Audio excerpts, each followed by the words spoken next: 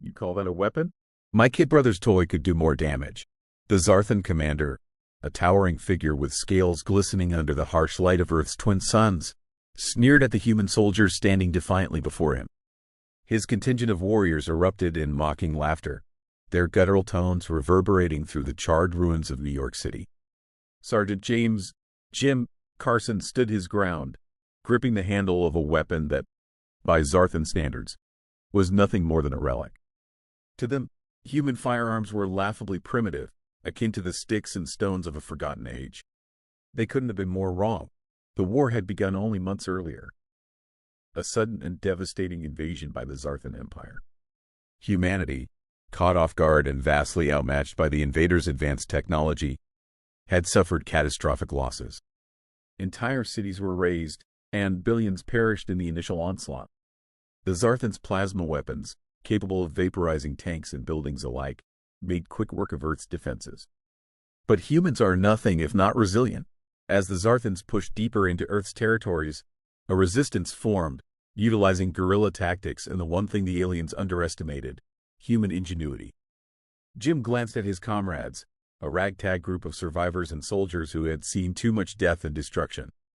Each man held a similar weapon, an assault rifle designed decades ago.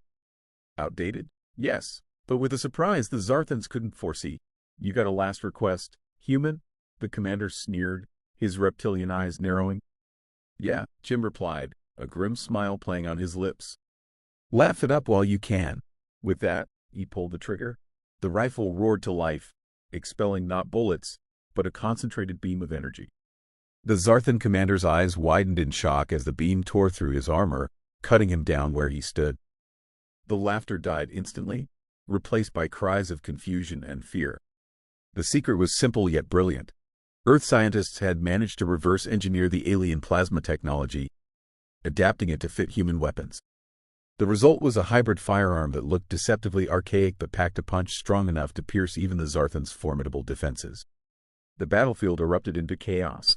Jim and his squad moved with practiced precision, their modified rifles cutting through the alien ranks. The Zarthans, unprepared for the sudden shift in power, faltered. Their technological arrogance had left them vulnerable, and now they paid the price. Move! Secure the perimeter! Jim barked, his voice carrying over the din of battle. His men responded instantly, fanning out and taking up defensive positions. The Zarthans, disoriented and leaderless, fell back. Their once unstoppable advance now a frantic retreat. Jim crouched behind a fallen piece of rubble, reloading his weapon. He stole a glance at the horizon, where the silhouette of an alien dropship loomed ominously. Reinforcements were on the way, but they still had time. They had to make every second count. Captain Rodriguez, status report. Jim called into his radio. Perimeter secure. Sergeant, we've taken out most of their heavy units. What's our next move? Came the reply. Jim considered their options. They had the element of surprise, but that wouldn't last. The Zarthans would adapt quickly, and their numerical superiority was still a significant threat. Regroup at the central plaza, Jim ordered. We need to hold this position until command can send reinforcements. And keep an eye on that dropship. It's bound to be trouble. As his men moved to comply, Jim allowed himself a moment of reflection. They had achieved a small victory, but the war was far from over. The Zarthans were ruthless and relentless, and humanity's survival depended on more than just clever tricks and modified weapons. Sergeant, a voice called, snapping him back to reality. It was Private Jenkins, a young recruit with a perpetually nervous expression. We've got movement on the east flank. Looks like a scouting party. Jim nodded. All right, Jenkins, you and Harris take point. We'll cover you. The two soldiers moved out, their movements careful and deliberate. Jim watched them go, a mixture of pride and concern filling his chest. They were good men, brave and resourceful, but bravery alone wouldn't win this war.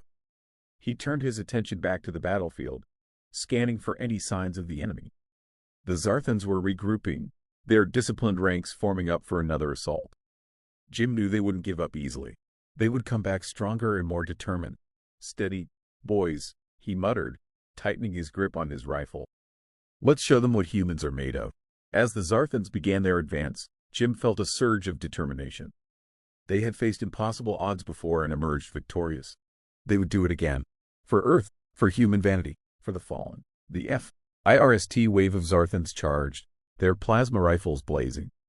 Jim and his squad met them with a hail of energy beams, cutting down the attackers with ruthless efficiency. The battle was far from over, but with every alien that fell, their chances of survival grew. Jim knew they couldn't hold out forever, but for now, they had the upper hand. And that was enough. For now, they would fight. And they would win, because they had to, because there was no other choice. "Give them hell, boys!"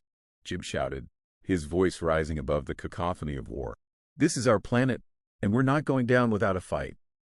The battle raged on, but amidst the chaos, a glimmer of hope shone through. Humanity had found a way to fight back, to turn the tide against their oppressors.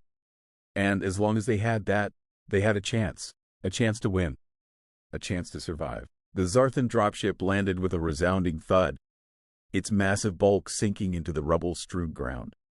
The alien reinforcements disembarked swiftly, their formation precise and intimidating. Jim watched from his vantage point, his mind racing. They needed to buy time, keep the aliens off balance until their own reinforcements arrived. "Rodriguez, get your men ready," Jim ordered. "We need to hit that dropship before they can get their bearings. If we can take out their command unit, it'll throw them into disarray." "Roger that, Sergeant," Rodriguez replied, signaling his squad. "We're on it." Jim motioned to Jenkins and Harris. "You two cover the left flank. Keep their snipers off our backs. The rest of you, with me. We're going straight for their landing zone." The squad moved out, slipping through the shattered remnants of what was once a bustling metropolis. The air was thick with the acrid stench of smoke and the metallic tang of blood. Every step was a reminder of what they were fighting for. As they approached the dropship, the ground shook with the force of explosions. Jim's squad opened fire, their modified rifles unleashing deadly beams of energy. The Zarthans, caught off guard, scrambled to return fire. Plasma bolts streaked through the air, narrowly missing their targets. "Keep pushing forward," Jim shouted, his voice barely audible over the din of battle. "We need to get closer." Rodriguez and his men advanced with fierce determination, their weapons blazing. They focused their fire on the dropship's landing gear, hoping to disable it and trap the reinforcements inside. The alien metal, though resilient, began to buckle under the sustained assault. "Sergeant, we've got a problem," Jenkins yelled, his voice tinged with panic. "Snipers on the rooftops. 2 o'clock. Jim turned just in time to see a bright flash from a nearby building. He dove to the ground, narrowly avoiding the plasma bolt that seared the air where he'd been standing. "Harris, take them out," Jim shouted. "Jenkins, keep their infantry pinned down." The squad split their focus, engaging the snipers while continuing their assault on the dropship. Jim's heart pounded in his chest. They were outnumbered and outgunned, but they couldn't afford to lose this position. Harris, a sharp shooter with nerves of steel, took aim at the alien snipers. One by one, he picked them off, his precision and calm demeanor a stark contrast to the chaos around him. With the immediate threat neutralized, Jim refocused on the dropship. "Rodriguez, now, hit it with everything you've got," Jim commanded. Rodriguez and his men unleashed a torrent of energy beams at the dropship's exposed underbelly. The concentrated firepower finally paid off. With a deafening roar, the landing gear gave way, and the massive vessel tilted precariously to one side. The Zarthan reinforcements inside were thrown into disarray, their disciplined ranks collapsing into chaos. "Fall back," the alien commander barked, his voice laced with frustration and anger. "Not so fast," Jim muttered. "Press the attack. Don't let them regroup." With renewed vigor, Jim's squad surged forward. The aliens, now leaderless and disorganized, fell back under the relentless human assault. Plasma rifles clattered to the ground as Zarthans were cut down or forced into a hasty retreat. In the midst of the fray, Jim spotted the alien commander, a hulking figure attempting to rally his troops.